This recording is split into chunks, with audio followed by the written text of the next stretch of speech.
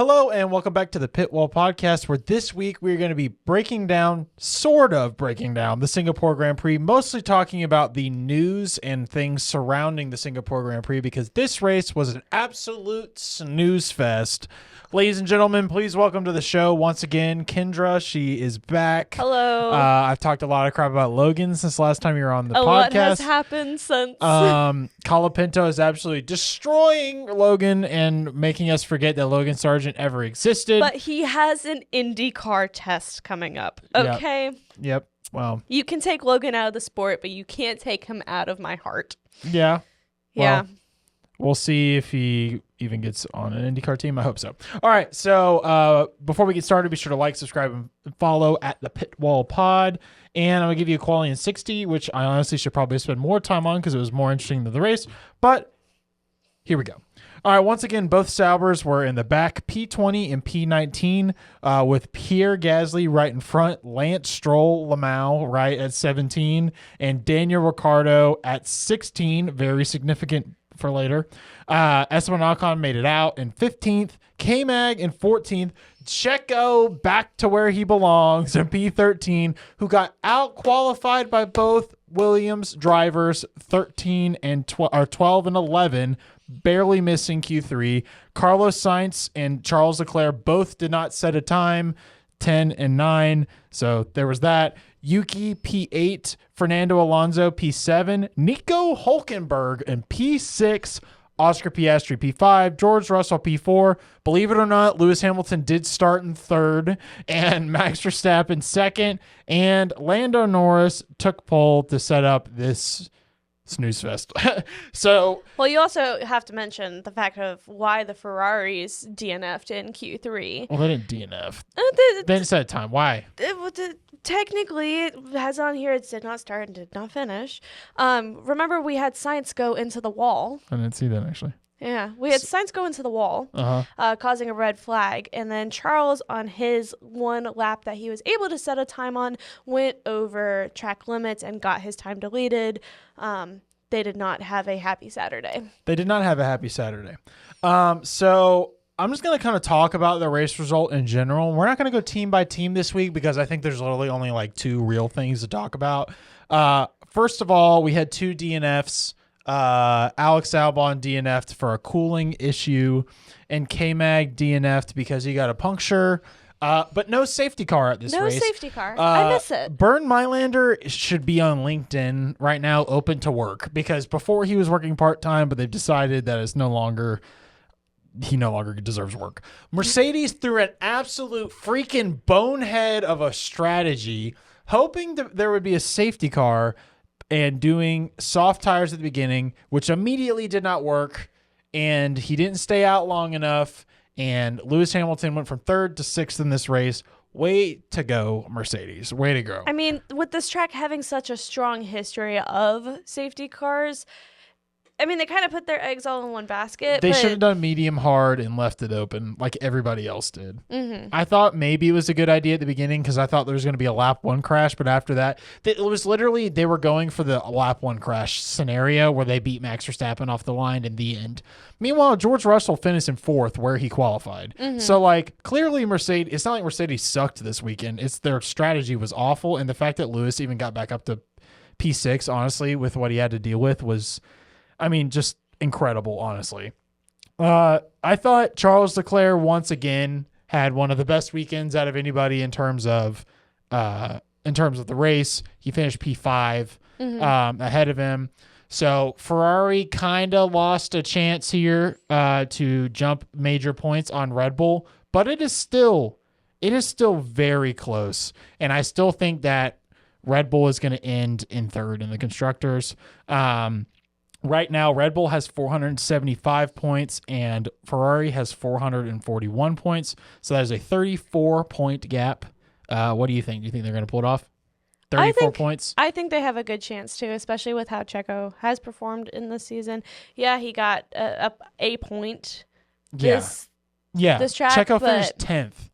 10th. Mm-hmm. 10th. But we also have to mention the fact that McLaren, who is currently first in the Constructors' Championship, did have to change their back wing before going into this race. The very controversial back wing from the previous race, which a lot of people thought was one of the reasons why they were getting as much speed as they did. But then they come in with a fixed wing this weekend and win by 20 seconds. I thought they came in with the wing. They came in that the ruling happened, but they didn't have to change it till next race. Is that the case? Either way, I don't foresee it being that big of a difference. And on this track especially, I don't think it made that big of a difference. Plus, they ran a higher downforce spec at this track, so I definitely don't think they use that wing at this track. So it's just something to pay attention to. Yeah. Well, other than that, everybody else had pretty much a negligible race. No, like Alpine might as well have not even have been there. Yuki finished, so there's that. He hadn't finished the last couple weeks. Kick Sauber. But the main meat of what we want to talk about in this thing is how Red Bull is absolutely screwing Daniel Ricciardo. Not just Daniel, the whole team. The whole team. The whole Red Bull, AlphaTauri, buy one, get one Visa is cash out. just, it's absolutely falling apart. It's a disaster class. So let me just set the stage here. So rumors start happening, but they're like unsubstantiated, right? I've never seen anything like this happen in F1, just by the way. Unsubstantiated rumors come out early last week that said, oh, Daniel Ricciardo might be being replaced. This might be his last thing, but it's all like unsubstantiated. So as all things happen in F1, it's either Thursday we get the news or Monday or Tuesday the week after. And we're recording this after a Tuesday. Like all the F1 teams are asleep in England right now or further away. So it is Tuesday. The news has still not happened. I was expecting to wake up and talk about it today, but it's still not happened. So Daniel Ricciardo has to keep acting like, well, I don't know. I mean, maybe I'll get a But drive. there's signs. Like we were checking out his Instagram yesterday where he removed F1 driver from his bio. Yeah, I'm telling it in order here. So, oh, maybe, I don't know, my future might not work out. Haha, we'll see, we'll see what my options are. To after the race, full-blown sorrow as he just kind of unleashes everything. He sits in the car a long time. He goes, he's the last driver out of the track that day. He left at 1:45 a.m. apparently. He gave his hat to a fan. Which isn't abnormal, but it was like, there was something up there. They had like an honor guard welcoming him into the team. Crying paddock. at the press conferences. And it's like, but Red Bull won't announce him. Red Bull won't announce this. So what is going on? Like, this is absolutely a ridiculous and cruel thing to do. Listen, like if it has anything to do with the fact that Daniel Ricciardo left in 2018, then they should have never brought him back. Like if they had that vendetta against him, so you don't get to use that as a pass. Like that is not a pass. But he did take the fastest lap point from. Yes. So that Lando. is thank you for segueing us into our next point, which is we're getting late in the race. The math says that Lando needs to make up 9 points a race, correct? Okay, so, but in this race, because of what is I'm about to say, he only made up 7. He needs to make 8 to 9. He only made up 7. Because Max Verstappen, back on the podium, P2, had I would call a really great race. I thought he drove the car above its ability. I would say it was probably a P6 car that he put P2. Checo underdrove it, P10. So, I mean, who really knows? But that's just what I think. And they usually, also, I just want to say that Red Bull says, oh, this isn't one of our tracks. Checo won this race 2 years ago. Like, get over yourself. I don't want to hear, well, Singapore, we just can't figure out, so it's our mulligan track. Like, no, you screwed up last year because it's the only track that you didn't win, and suddenly it's like, oh, like, I don't know. This has really annoyed me because I was even buying into it. I was buying into it like, oh, yeah, like, but yeah, it's a long thing. Maybe this was their chief strategist who's now leaving for McLaren's way of having his final kumbaya racing is to like absolutely strategize. See, he's not this track. And the thing is, he's not leaving for another 2 years. No, but it's The Red Bull team is falling apart. Big Brain Hannah is the last domino to fall other than Max Verstappen. Daniel Ricciardo, at the end of the race, he pits randomly. And Lando Norris has had the fastest lap, like pretty much the whole race. And all of us, and I paused the TV. I looked over at you and I said, I know what these people are doing. I used a different word. I know what these people are doing. They're using Daniel Ricciardo to get the fastest lap. Put them in jail. Put them in jail. Are you kidding me with this? Are you kidding me with this? Like, okay, there's no communication happening during the race. All right, fine. There's no communication happening during the race. You're telling me that this wasn't a scenario, that this was not a glory lap for Daniel Ricciardo. You think they're giving him a glory lap after the way they've been treating him? They might as well be like firing him like he's a caterer or something, which apparently they also don't do. And they apparently overpay the caterers. I can't get over this. I cannot get over this. What's also interesting is his fastest lap was the race lap record. It's the track record. Huh. Yeah. Well, also, it was done 22 minutes after Lando's fastest lap. They had plenty of time to figure this out. And so Lando got his fastest lap on lap 48, and Daniel got it on lap 60. And then Red Bull, to rub it in our faces, GP decides to get on the radio and say, hey, your old pal Daniel just got fastest lap for you. Basically, the math will now work out to where Max has to, if he doesn't, and he probably won't finish second in every race, and Lando probably also won't win every race. But the way the math works out, now Lando needs help. Yeah.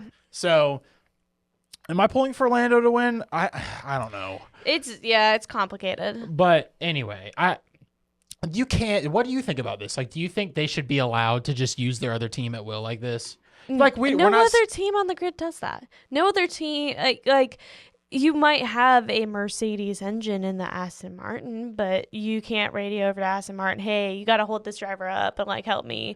Like, it's not – they're all different competitors, and sometimes the AlphaTauri or Visa Cash App Racing Bulls, RB, don't act like an individual team. They act like a support team. Yeah, they used to be called Sister, and now they're Junior.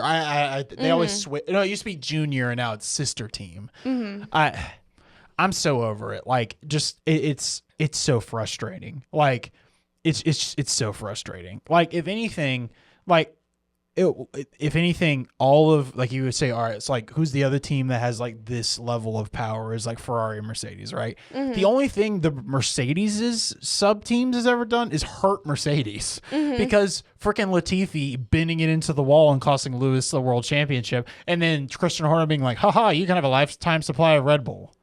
Like, haha, very funny, Christian. Anyway, I'm so frustrated by this, but I'm glad that Daniel Ricciardo got a little something on his way out. If I'm Liam Lawson in this whole situation, because if I hadn't said it before, Liam Lawson's supposedly getting a seat for the rest of the year. And because of, we got to really mention the why, because it's kind of like, for people that might not know, some of the speculation is that Liam Lawson was promised a seat by September of 2024. By the end of September 2024, and that, I mean, it's September 24th, we're getting to the end, and if he doesn't get a seat by then or isn't guaranteed anything, then he becomes a free agent and Red Bull loses him. Yeah, and it's a seat for 2025, not a racing seat now. So all they had to do was fire Ricciardo at the end of the year. But, like, there's just so many Ricciardo fans. Just doing it this way is just not right. I mean, Oscar's mom was a Ricciardo fan, and when he got the news that he was going to take the seat, I've seen a few stories of his mom being like, oh, you signed, we're going to wear orange, oh, yay. And then her realizing, oh, you're taking Ricciardo's seat. He's my favorite driver. Oh, what did you just do? He's like, yeah, that was going to be a problem. Also, if you think about it, her son... so I have a theory here. Her son is the reason that Daniel Ricciardo is losing his seat. Follow me here, all right? Daniel Ricciardo returns to the sport mid-last year. What happens? Oscar Piastri crashes at the Dutch Grand Prix, causing Daniel Ricciardo to avoid crashing into him, causing him to break his wrist and giving Liam Lawson a chance to prove himself. And ever since then, Daniel Ricciardo has not quite driven at the level that Lawson did for those races, other than in 2 instances of Mexico and Miami of this year. He drove pretty well in Miami this year. So the biggest butterfly effect. So basically, Oscar Piastri cost Daniel Ricciardo his seat. Australian on Australian crime here. So I don't know. And then now we have a New Zealander coming in. Like, there might be a war between the 2 most like peaceful countries in the world here. Okay, An F1 war. There might be an F1 war over this. So, F1 is like war planning. F1 is like war planning. Come on, that was a perfect opportunity for that. Yeah, it is. So I don't know. I'm sorry, Daniel Ricciardo. You deserve the seat. And the absolute, we'll move on after this. The absolute audacity for Red Bull to fire Daniel Ricciardo before Checo is just mind-numbingly stupid. It's mind-numbingly stupid. I mean, I'm enjoying the Red Bull part of this downfall because, like, everybody important is leaving. They're sucking. They have the worst car. Newbie left. They're not going to be able to fix it. McLaren's just destroying them. Like, Ferrari is going to be stronger. It's so enjoyable. And if Newey pulls Aston through and Stroll gets a brain, maybe they could be faster. This is a downhill, like, plane crash trajectory because they're also switching to the Ford engine like morons. They lost the Honda engine. So this is an unrecoverable downward spiral that's going to result in Max Verstappen leaving and then finishing P4 in the constructors in 2026. That is what's happening. Get used to it. Mercedes power unit cars are going to be 1 and 2 in a Ferrari in there somewhere. And if Ford even pulls off a P4 engine, that might be a miracle.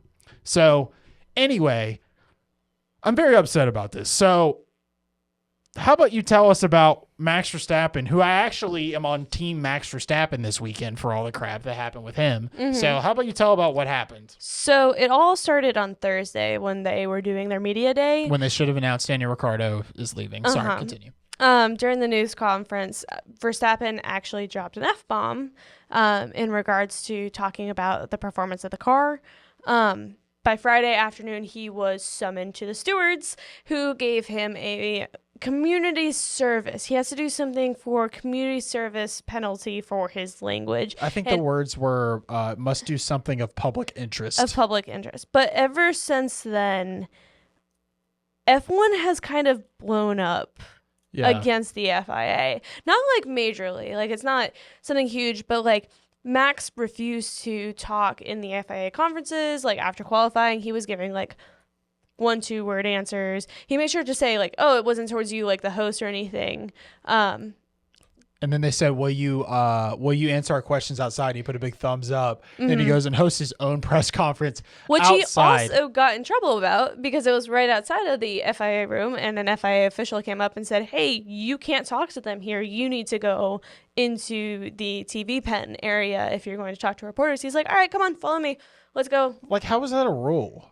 Also, the FIA is supposed to be sporting. Like, they have nothing to do. The press conference is Liberty's thing. I mean, like, they require, like, they run all the documents and stuff, but like, really, this is what we're getting on about. I mean, again, these are some of the top athletes in the world. Some of Stroll.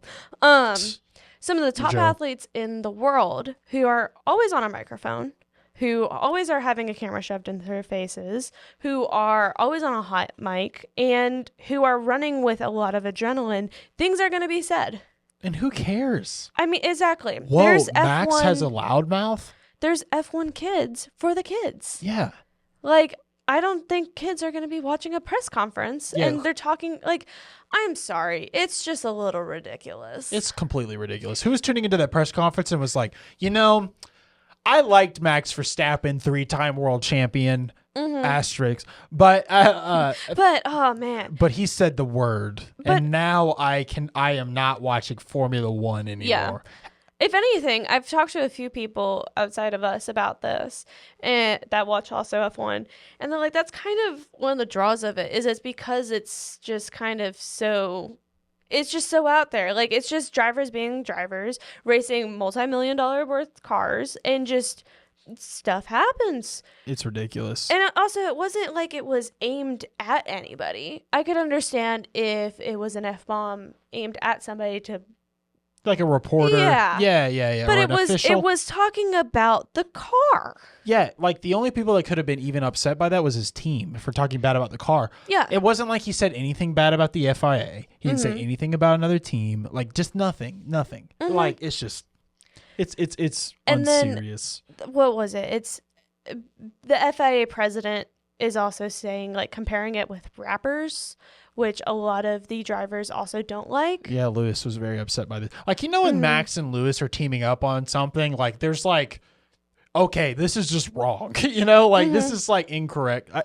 I mean, FIA has just been like this. Like, it's like the jewelry thing with Lewis, like a couple years ago. I don't know. Well, I mean, here's even what Lewis said about it. He was like, Lewis very rarely swears.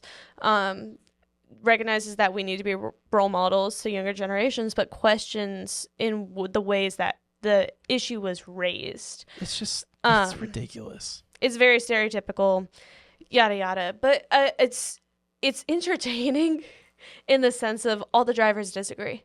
All the drivers disagree with the FIA on this. They're apparently messaging in their group chats. All of them are like, even Lewis and Lando in the press conferences, they both spoke out. They're like, yeah, this is ridiculous. Yeah, and then Oscar was like, without using bad words, tell me about what you thought about this. Like, it's just absurd. It's becoming a meme now. It's a complete meme. I mean, they've been joking about it Lando and Max have been joking about it when they've been streaming video games. Like, it's just, I don't know. If you're really this upset about it, like, I don't know. You have there's bigger things in life to worry about. Like, yeah. So I haven't seen a single person online, anybody say like, you know what, Max Verstappen deserves the. Like, I just also laughed that he's like, oh, English isn't my native language. Yeah, okay, that was a little bit of an L to do. Like, that wasn't like Yuki's thing. No. Like, Yuki had a thing earlier this season where he said something that was actually offensive, that he also apologized for. Oh yeah, that's another great point, by the way. No community service required for Yuki, even though he said something worse. Yeah. And actually derogatory towards somebody else. Like, it's not like, it's like Adrian Newey was like, hey, don't talk bad about my car. Like, it's... And I mean, it wasn't even like a formal warning or anything, because I'm reading another article, and it was talking about how Frederick and Toto were given formal warnings for using variants of the F word. After the drain came loose in Vegas. So they were given a formal warning, but Max is like, nope, community service. Yeah, like what? Public interest. What is the community service that you did for this? What is the public interest? Maybe it is him taking the press conference out of the FIA. That is in public interest. I'm going to speak to the media without having to have any limits. Like, I don't know. It just makes no sense. Like, was he gonna do trash collection? Was he gonna go feed the lizards at the Singapore Grand Prix track? Like, what does he have to do? Like, and one of the things that I want to mention along with this that we had spoke about is this is kind of what happens when you are at the pinnacle of the motorsport, when you have all the attention when you are a multiple world championship title winner. I mean, we saw it with Lewis with all the jewelry. Like, we're seeing it with Max, where it's like, hey, you can't be this way, and trying to change who he is. Yeah, and I think Max has a greater appreciation for Lewis, because I think back in the day he was like, why is Lewis like this? Brr. Like, and now he's like, oh, I mean, I haven't seen him do this, so I think he's like, I get it now. Like, I think there's like a little bit better of a rapport between him and Lewis, because it's kind of like, oh, like, I get it now. I get it when it seems like the FIA is going after you for a stupid thing, like making up the rear wing test that had never been done before. Like, I mean, it was out of regulation that they did in Brazil in 2021, but they had never done the test before. So it's like, I don't know. Like, it was just the weirdest thing. And, it's a... Anyway, we could go on about this forever, but I know it's such a competitive sport and there's supposed to be athletes going against each other, but I just love the rapport that this has. Like, it brought all of them together. Yeah, it's cute. It's really cute. So, anyway, Daniel Ricciairdo doesn't get to go race his two favorite tracks. Supposedly. We'll see. Why did they do a leather livery here? Texas is known as the... It wasn't leather. It's not leather. Jean. Jean. Yeah. I think it's because they were planning on firing Daniel Ricciardo, and they're like, well, we're going to do this at Texas, but we'll do it here. Yeah, it makes no sense. And Daniel is one of the ones that soaks up that culture. Oh, I know. I saw a reel from them from Visa Cash App, and it was of one of their other drivers like putting on cowboy boots, and I was just kind of like, this wouldn't be like this if it was Ricciardo. I don't know, man. It's second driver that has been let go in a weird way. The only like logical explanation for me is I just realized you try to compare it to Logan. The only logical explanation this is for me is that they're planning on putting Lawson in instead of Checo, and they want to give him the rest of the season. But still, just announce it. Like, don't do it like this. So yes, anyway. I did compare it to Logan, which we can have a whole other session on that another time where I have feelings. From what I've seen, of course, my news is slightly biased because it's larger nation, but you can we can divulge that another time. Well, I mean, how many points did Logan score in F1? 1. And Ricciardo won 8 races. But it's the treatment at the end that is the comparable. I'm not talking about results. It's the treatment at the end where Daniel didn't deserve to be let go in that way. And from what I've seen about Logan in his treatment with the team, I'm sorry, no person, regardless of what team you're on, deserves to be let go in that way. That's what my comparison is. I'm not comparing the drivers driving. I'm comparing about how they were treated and let go. But at least Williams announced it. At least so far. Yeah. Well, no, it's already too late. Like, they've already screwed up. Williams fired him after a race, but I don't think Logan knew exactly. Or no. But still, again, like Williams's team size is this compared to Red Bull, and they handled their PR better, 100% better. But then again, it's Red Bull and PR, the whole Christian Horner situation. Well, Red Bull doesn't have a good PR history. Well, I think the overall story arc of this, and this is where I'll leave it when we wrap up. I think the overall story arc of this is, I think they maybe haven't actually decided to get rid of him. And that's my controversial end to this. I think they will. I think they're going to, because it's like too late to come back from this at this point. But, I mean, who knows? Unless it's just the biggest meme and he's racing in Austin. Something crazy happens to Red Bull at every Singapore, I will say, even though it's not their mulligan track, like I was saying, because 2 years ago was the cost cap that happened at Singapore. Last year they lost the race, which is the only race they lost. And then this year is like this. I think this has to do with the fact that Helmut Marko and Christian Horner don't get along, and that Helmut wants to get rid of Ricciardo, but Christian Horner loves Ricciardo. So who knows? I mean, for all we know, Daniel Ricciardo is going to be in the Red Bull in Austin. Like, we don't know. So in all reality, I just want a final summary. I'm just going to give you everything that Red Bull has done wrong this year, and just let me tell, other than them losing they've lost some personnel, but let's talk about their entire driver situation. I tweeted this out. They extend Checo way too early and way too long for a driver of that age that has underperformed for 66% of the last races at the time that they did it, right? They extend Yuki for 1 year before they knew what they were doing with their other drivers. How do you know Yuki's going to perform well the rest of the year? I mean, he's driving well enough, and he still is, but I would say him and Ricciardo are about even right now. And they extend him knowing that Checo's a problem at the time, knowing that Lawson's lingering out there and they have to give him a seat. They put themselves in a lose situation where they pretty much decided when they fired Yuki that they have to lose Ricciardo. I mean, because they weren't going to give up Liam Lawson. So they let the sponsors force them to keep Checo for the rest of the season. Then Marko lets it leak that Liam is definitely getting a 2025 seat. Then they act like, oh, it's fake. He's not getting it. But like, everybody knows he's getting a 2025 seat. Then they let Daniel Ricciardo's news being benched leak. And then they don't announce it, and they still haven't announced it. This is how they've screwed their driver line. But meanwhile, they've also let Max flirt with Mercedes and nearly lose the most important thing to Red Bull, probably Red Bull's brand in the world. All of Red Bull, Max Verstappen is the single most important person to Red Bull.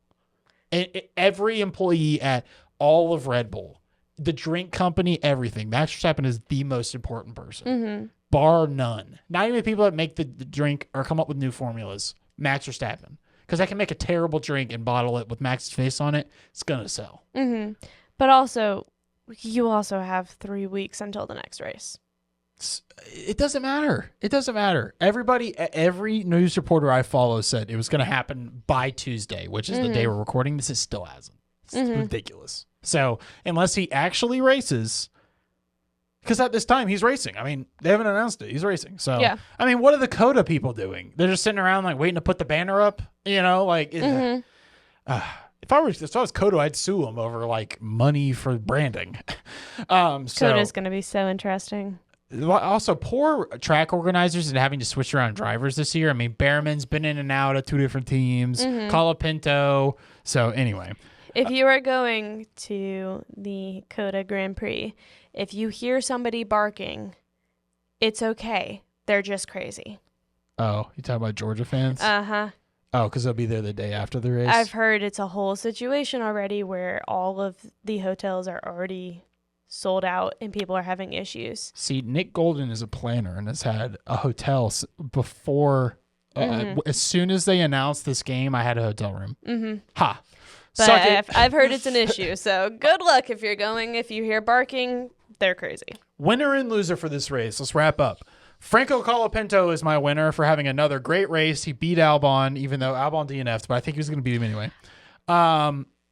I dive bombed him. It was a great move. Great move. Best move of the race. Colapinto drove a fantastic race. Basically got points. Didn't, but basically did. Love the guy. Big Colapinto fan. Deserves to get a seat. Probably will. Loser. I'm not gonna say Daniel Ricciardo because I want to talk strictly about the race. Loser. Lewis Hamilton. Checo Perez is just a loser. He's not the loser. He's a loser. Lewis Hamilton for getting absolutely botched with strategy. During the race, he said, "Sometimes I wonder why I do this." Ouch. Like Mercedes. You felt that in your soul. Really? You're gonna? I said, everybody. You know what? We have 10 races left with Lewis. Let's just enjoy it. Then they do this. Anyway, I'm gonna cry at Coda. Anyway, go ahead. Biggest winner. I feel like I need to give some credit to Lando. Yeah, he won. He actually stayed in the front for the whole race.